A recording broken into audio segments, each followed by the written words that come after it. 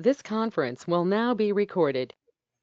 All right, good morning, everybody. We are here at the June meeting of the Enforcement Oversight Committee. Today's date is June 18th, 2025. Time now is 9:04 a.m.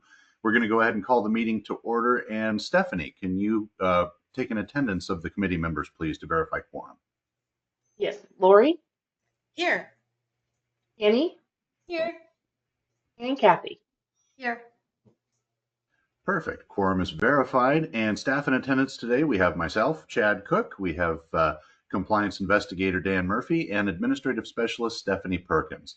First order of business on the agenda would be to approve the Enforcement Oversight Committee meeting minutes from our April meeting. That would be the April 15th, 2025 meeting of the Enforcement Committee. Do I have a motion to approve the minutes as written? So moved. Second.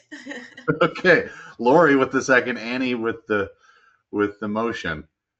And Stephanie, a quick roll call vote, please. Lori? Yes. Annie? Yes. Kathy? Yes. Okay, and the motion passes. Minutes are adopted. And next up, I think I'm just going to go ahead and toss the meeting over to Dan here. He's got a couple of cases to talk to you folks today about. Go ahead, Dan. Yes. First, I'd like to start off by thanking you, Lori and Kathy and Annie, for giving your time up for this process, for this committee. It makes it work, and I appreciate you. Case number one that we've got right now is 21-24-73. It's a property down in Bend. The complainant was one half of a dissolving marriage. And so you could sense, if you had time, I'm assuming that you've all had time to read through the documentation and the allegations and all the detail involved. And there were definitely hints of emotion going through in this, in the complainant, from the complainant, and the allegations. And so I looked at everything and talked to the appraiser. And if you don't have any questions, I'll skip straight to my recommendations. Anybody have any questions about this case? No. Okay, my recommendations. This is the first time I've had a case this way where I've recommended it this way. So shall I just read the recommendations to you? I can just read that below the line and we'll take a vote. You could go ahead. Yeah.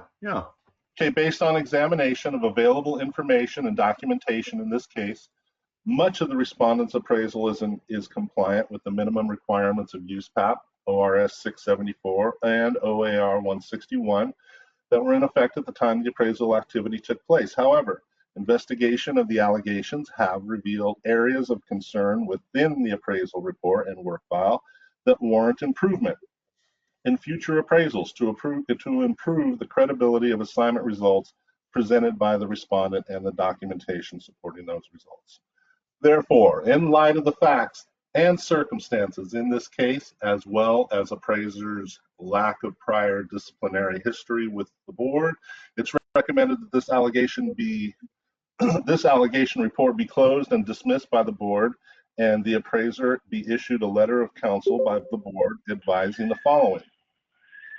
In all future appraisal assignments, ensure adjustments applied to comparables are developed via a recognized appraisal method or technique employing relevant data, which are accompanied by sufficient explanation in the appraisal report and documentation in the work file to support the development process. Dan, pause for one quick second, please.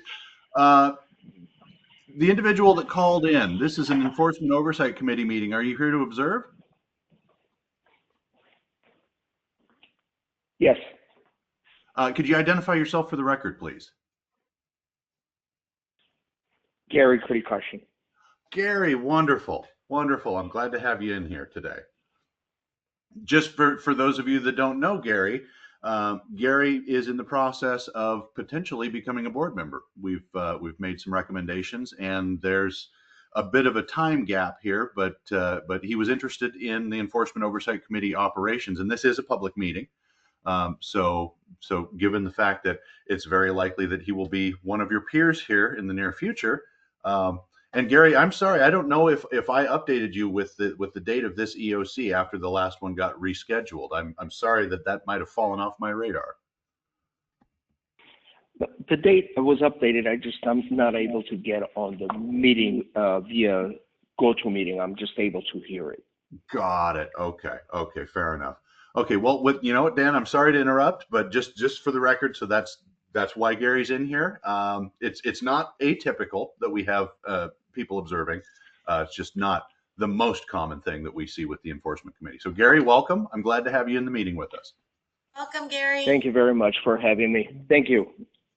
I'll be on mute. Thank you very much. Perfect. Thank you. Go ahead, Dan. Sorry. All right, bullet point 2. In all future appraisal assignments, ensure the appraiser's logic and rationale are sufficiently explained to the reader with summaries of the information analyzed, the processes employed by the appraiser, and the reasoning that supports the analyses, opinions, and conclusions, particularly concerning adjustments applied in the sales comparison analysis. So we'll take a vote. Before we take a vote, can I just ask a quick question on this? Sure. So given this is my first meeting, my first time reviewing these for this purpose, Mhm. in this particular case, because there were several times that they were both standard 1, standard 2, and reporting record keeping rule issues, kind of where is that line drawn where you recommend just letter of counsel versus maybe taking a USPAP class along with it? Well, I think that what happens is in a case like this, I always look for competency and ethics. Those are the first things that I look for. As far as calling out a standard 1 or a standard 2, a lot of it has to do with the discussion and what the appraiser has to say when I speak to them and see where they are in their process and how they are in developing their skills and improving and evolving their skills. And if it comes to a point where they just really are not making the connection when I talk to them, then maybe.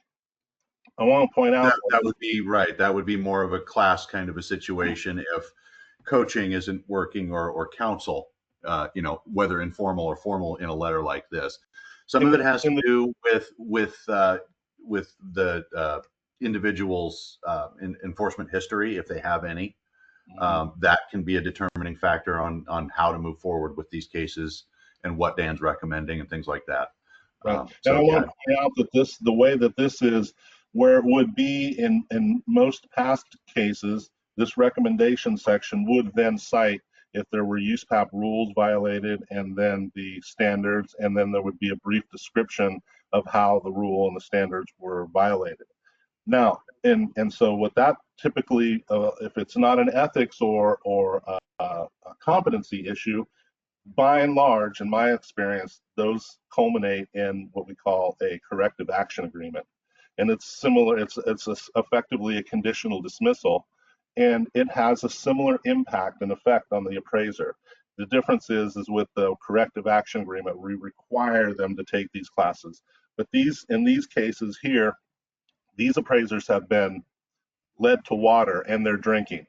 They understand what the problem, what the issues were when I point them out to them, and when we have a discussion, and they're open to, amending their ways. And so this is just as effective. This appraiser knows that he needs to take a couple of adjustment classes, maybe a work file class, and we don't need to order them. And it takes less time. It's a little bit more efficient to get it done this way. And so that's and there's some timing involved. These are older cases, and we're trying to close them. Like I said, that effectively in a fair way. And so that's the goal ultimately. Yeah. Well, and as it relates to time too, that component is really relevant in some of these older cases, not just in terms of expediency of getting the case dealt with, but the fact that we as individuals, and most of us as appraisers, because of the fact that we take continuing ed almost on a constant basis, an appraisal that I write, 4 years ago or 2 years ago is going to be probably more than likely a different appraisal than I'm writing today, because I've got new knowledge and skills and things have developed over time between when, in some cases, when the allegation is filed versus the time in between while we're trying to get to that case. that appraiser is continuing in their profession and improving it theoretically on a daily basis. So the person that we talk to a year after this is filed might not really be the same person that wrote that appraisal initially. And they may have on their own learned and gained some additional skills and knowledge and things without our involvement at all. Yeah. And so the concept is that since there's been no additional complaints since Correct. 2021 or when this was done, right? Correct. That the assumption is that he has changed, this appraiser has changed their ways. And the hope is that in the future, we'll see this person's name not come through the board again. Correct. But Yeah, in the okay. event that that does happen, now what this PCR, the compliance report, is recommending is that the appraiser be issued a formal communication from the board. It's non-disciplinary, but it is documented, right? So it shows that there was a process and that this issue was identified, and the appraiser agreed and understood the issue identified.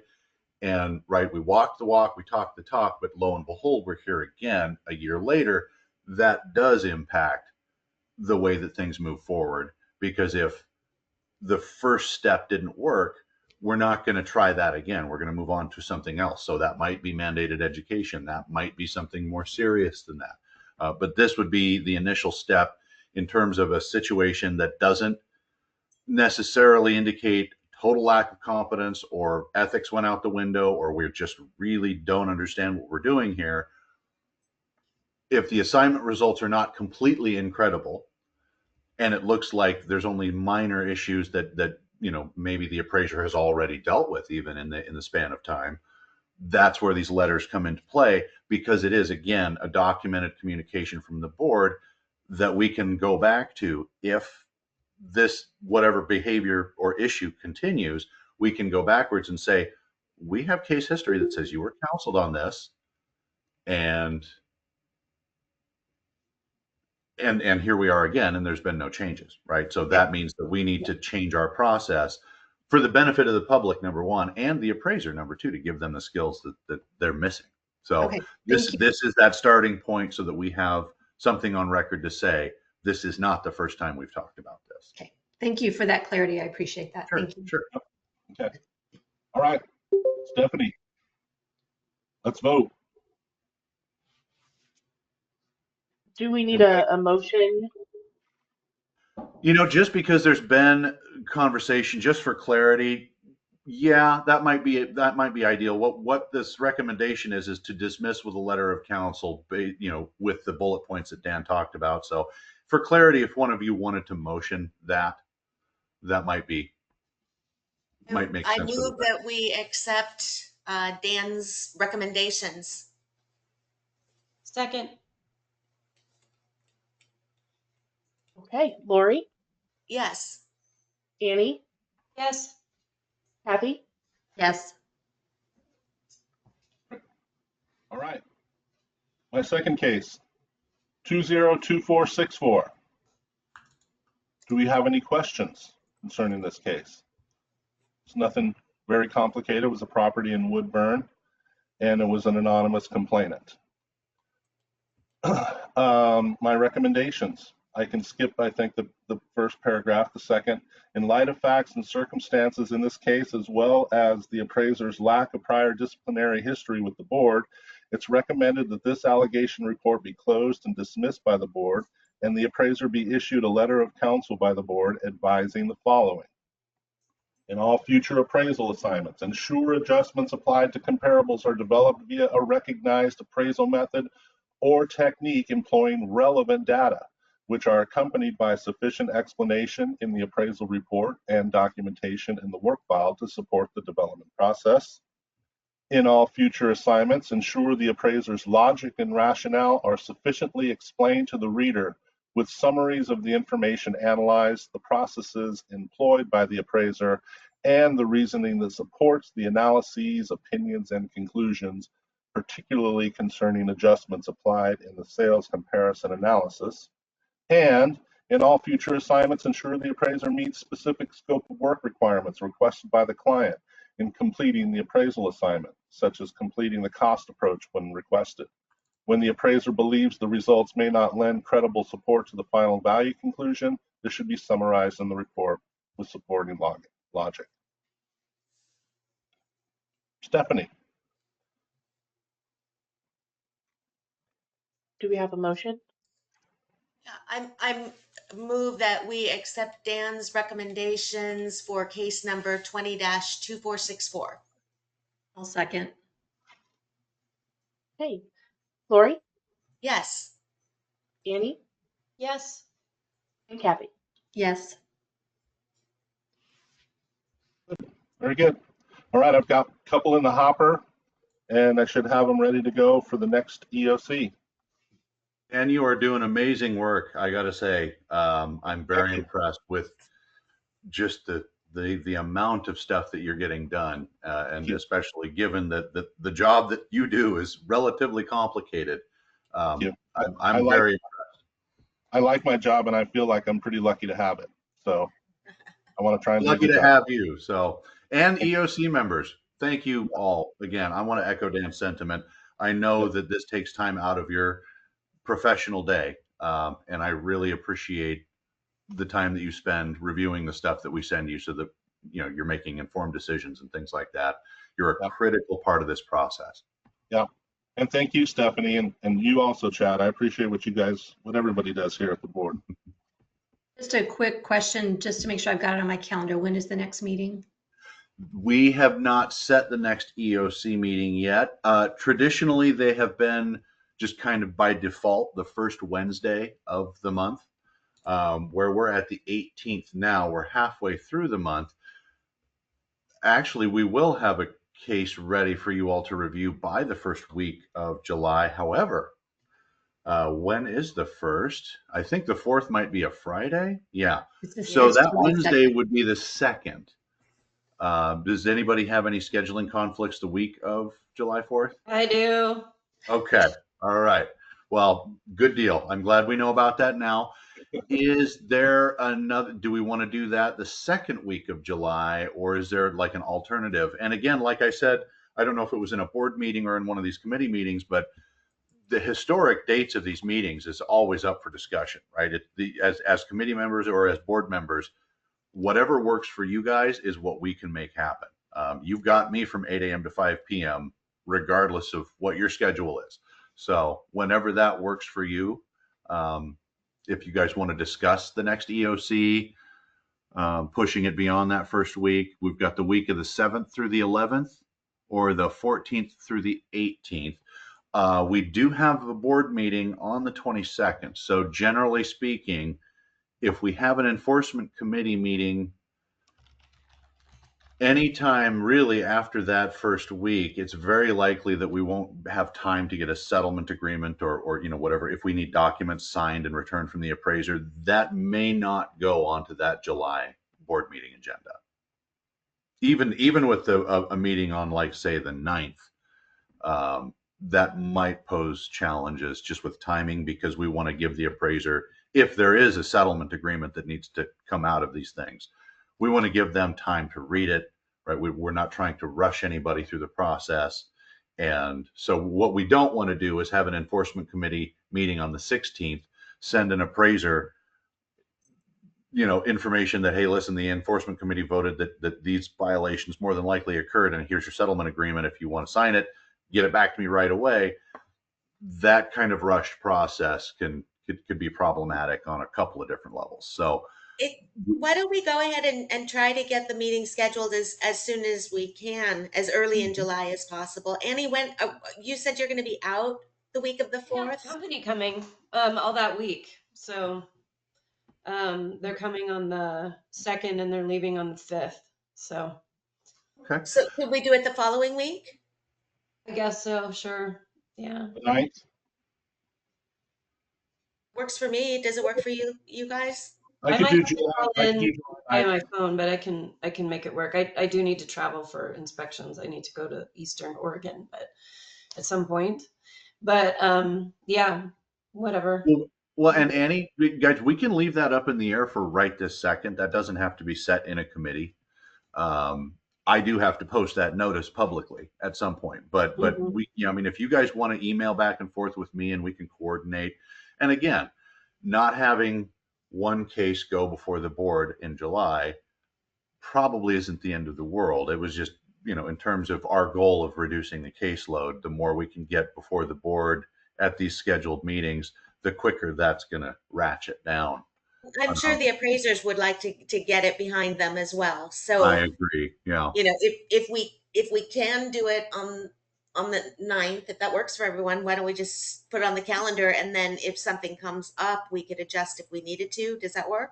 Fair That enough. works for me. I think scheduling it and getting it scheduled rather Yeah. than going back and forth is probably preferable. Perfect. Yeah. Okay. And then I don't schedule anything over the top of it. Right. Excellent. Okay. So right now, tentatively, we're talking about July 9th, same time, same channel, 9 a.m. Yeah. Okay. Okay. Well, I will get that on the agenda, or I'm sorry, on the calendar. And I guess at this point, other than that, I don't have any business to discuss with you guys today. So unless you want to talk about something else, we can entertain a motion to adjourn. A motion, we adjourn. Second. Annie with the second, Kathy with the motion. Stephanie, go ahead and give us a roll call vote. Lori, Yes. Annie, Yes. and Kathy. Yes. All right, motion carries. Time now is 9:25 a.m. and the meeting is officially adjourned. Everybody, I appreciate your attendance and your involvement and your engagement. I can tell everybody really cares about what we're doing here. That makes a big difference. Thank you. Thank you. Thanks. Bye, Have a great everyone. Wednesday, everybody. Bye. Hey, everybody. Bye.